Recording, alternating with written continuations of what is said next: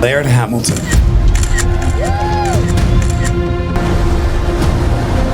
Laird Hamilton, welcome to the show, man. No coaches, no contests, no trophies. Laird Hamilton never played by surfing's rules. While others chased rankings, he hunted waves no one else dared. Man, his legacy isn't medals. It's moments where courage met chaos and the ocean crowned him a rebel king. Laird Hamilton was born in San Francisco, but the waves of California were only a prelude to the forces that would shape him. He moved to Hawaii as a child, eventually settling near Peahi on Oahu's rugged west side, a stretch of coast where the ocean demanded respect and the locals enforced it without hesitation. Peahi's hollow west bowls and crushing shorebreak were unforgiving. One miscalculation could mean a broken board, a torn muscle, or worse. Laird learned quickly that courage alone wouldn't suffice. He also had to combine skill with his instinct. Every session was a negotiation with nature, where the ocean set the rules of survival and he sought to learn them rigorously. Peahi was more than just powerful surf. It carried a fierce reputation. The lineup was guarded, the surfers territorial, and outsiders had to prove themselves not only to the ocean, but to the community.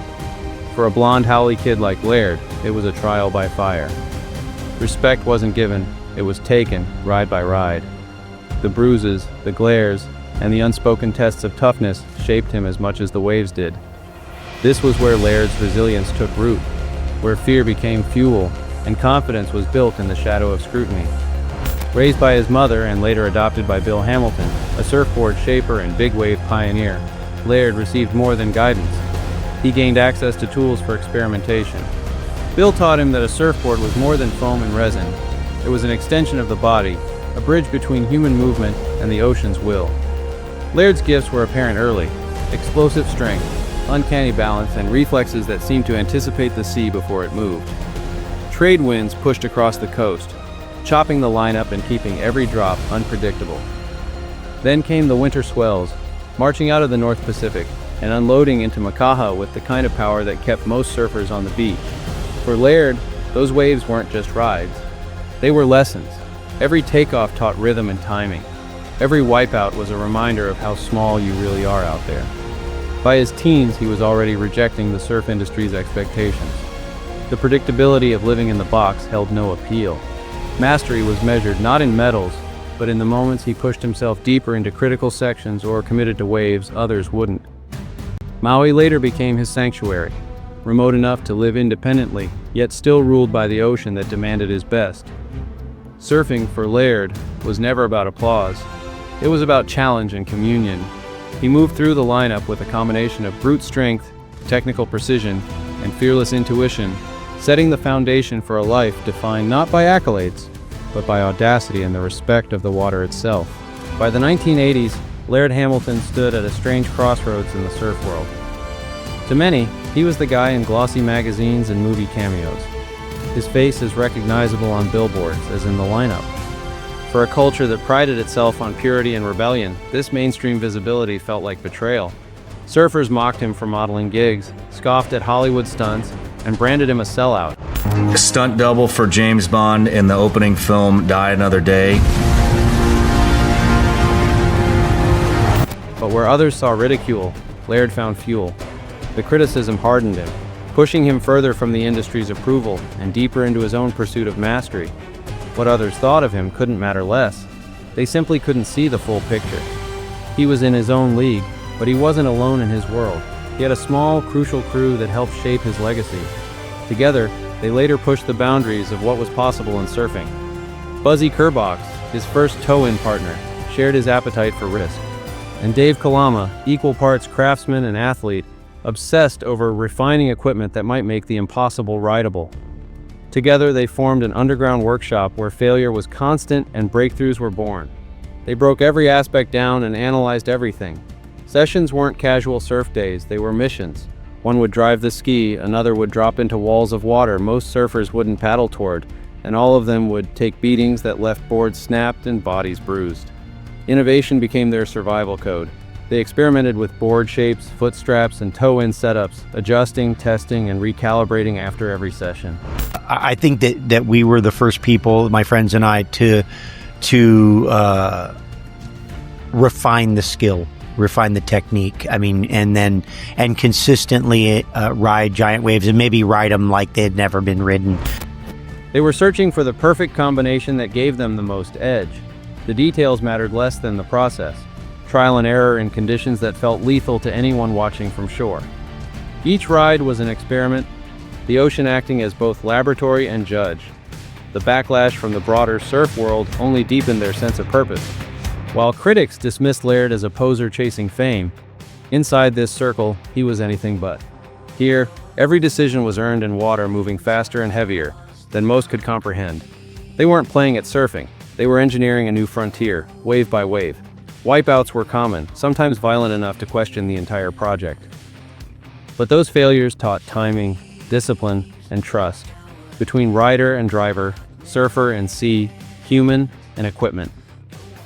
This wasn't the freedom versus system struggle that Laird's reputation often suggested.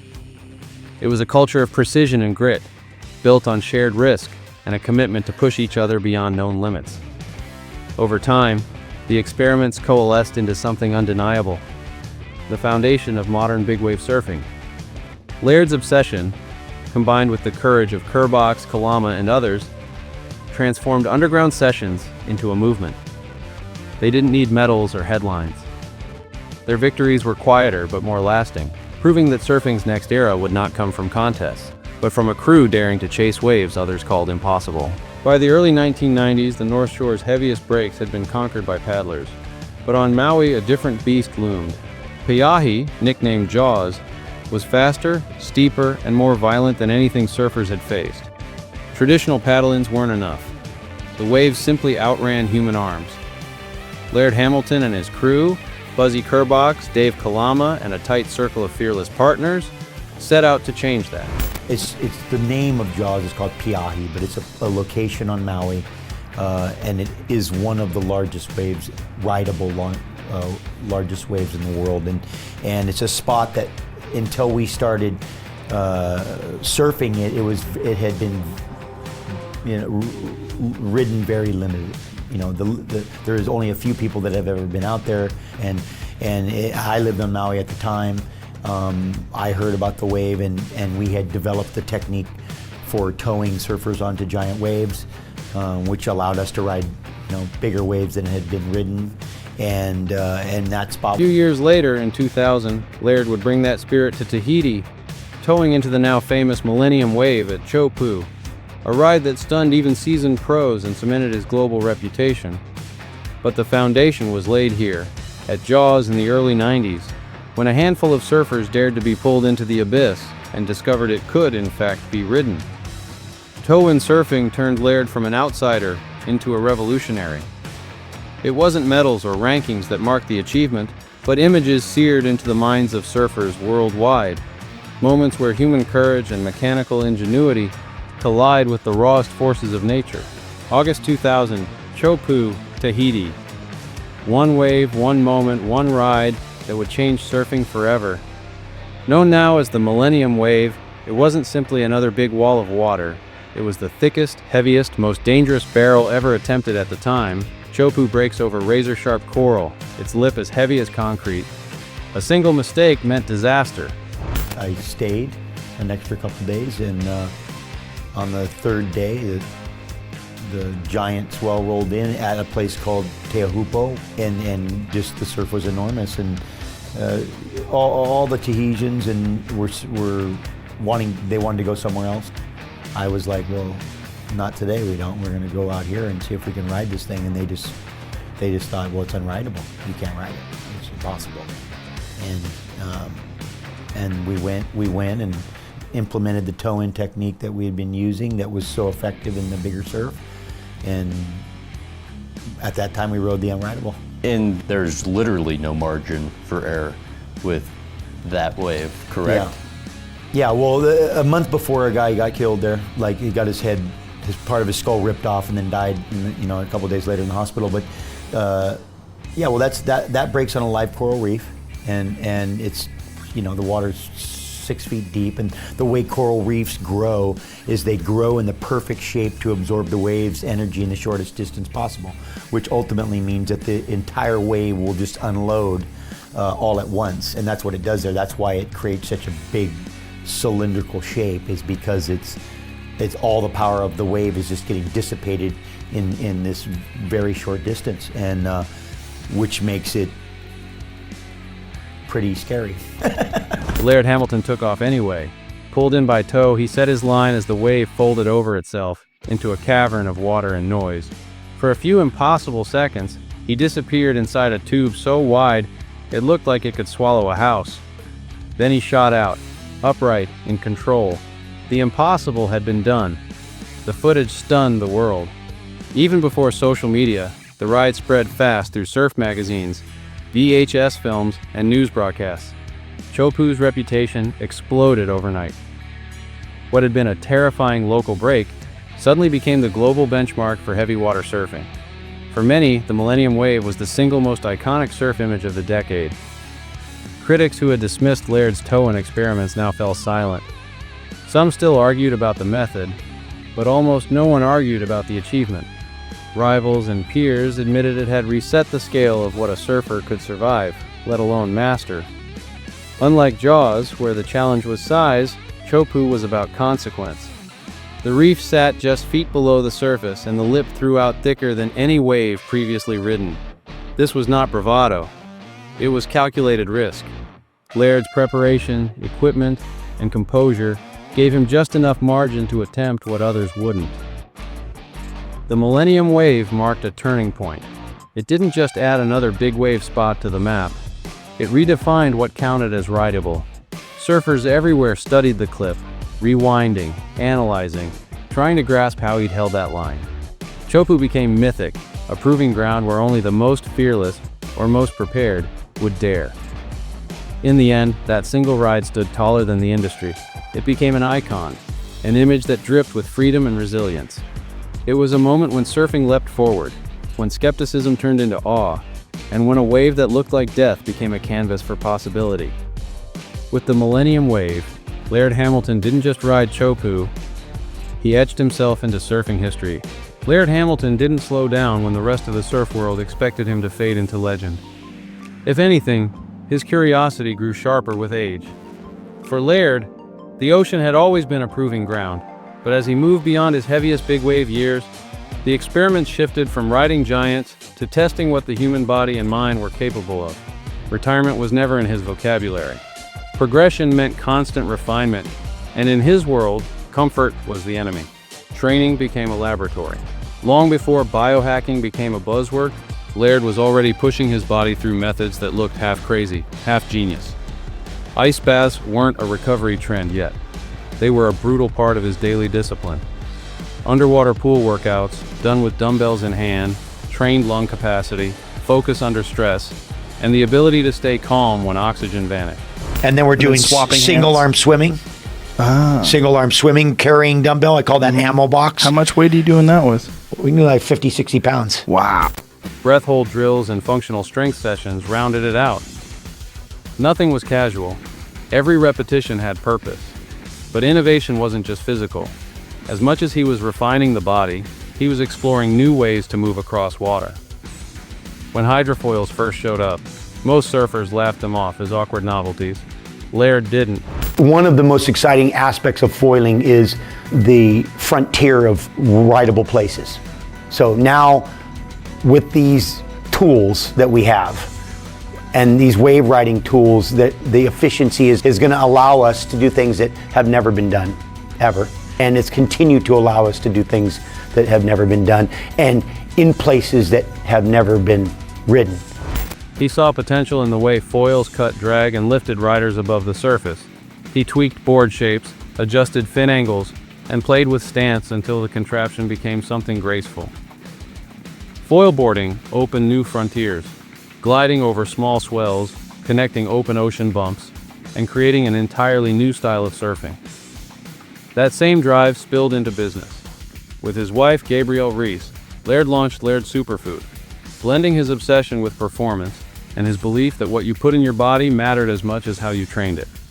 To him, food wasn't just calories. It was fuel, recovery, and longevity. Coffee creamers and functional blends might not sound as radical as charging jaws, but for Laird it was the same philosophy.